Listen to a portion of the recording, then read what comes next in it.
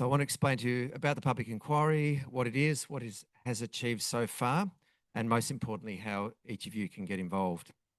The establishment of the AUKUS Public Inquiry was led by the Australian Peace and Security Forum, the APSF, with strong backing from unions like the Maritime Union of Australia and the Electrical Trades Union, and groups like Labour Against War. This inquiry is being funded by the people through crowdfunding and donations. IPAN has been very proud to support this inquiry.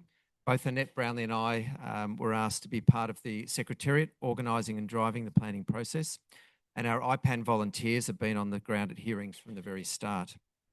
The inquiry, as many of you would know, is being led by 5 commissioners: Peter Garrett, Lead Commissioner and former federal member and frontman of Midnight Oil; Admiral Chris Barrie, former Chief of the Defence Force; Carmen Lawrence, former Premier of WA and Federal Minister; Leanne Minshull, Co-Director of the Australia Institute; and Karina Lester, second-generation survivor of the UK nuclear weapons tests at Maralinga and Emu Field.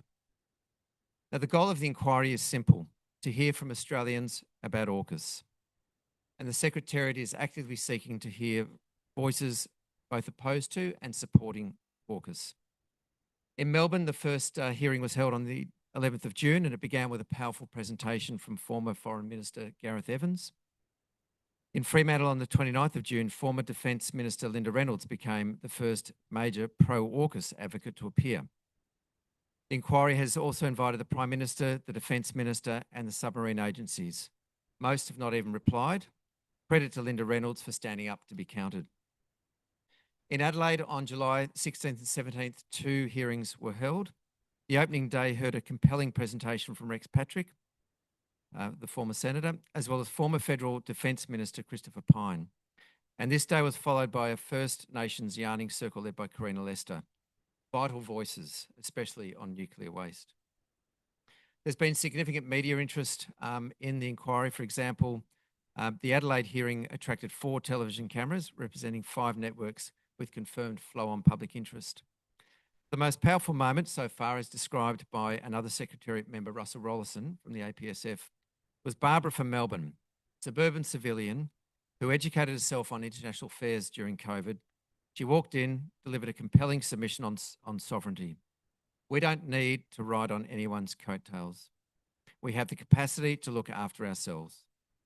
This is exactly who this inquiry is for. Now, I heard last night that there's now been the 500th submission come in, so they're up to 503.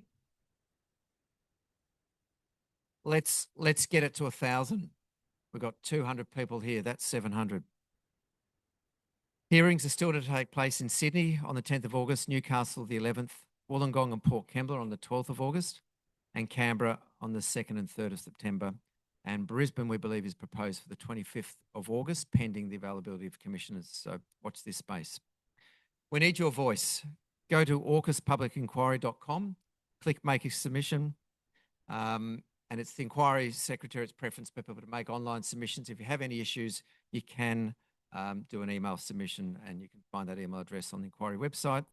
Please attend a hearing. If you're going to be in Sydney, Canberra, Wollongong, Port Kembla in the coming weeks, please get there if you can. All views are welcome. Anonymous submissions will be accepted. Please encourage others to get involved and get involved yourself. Thank you.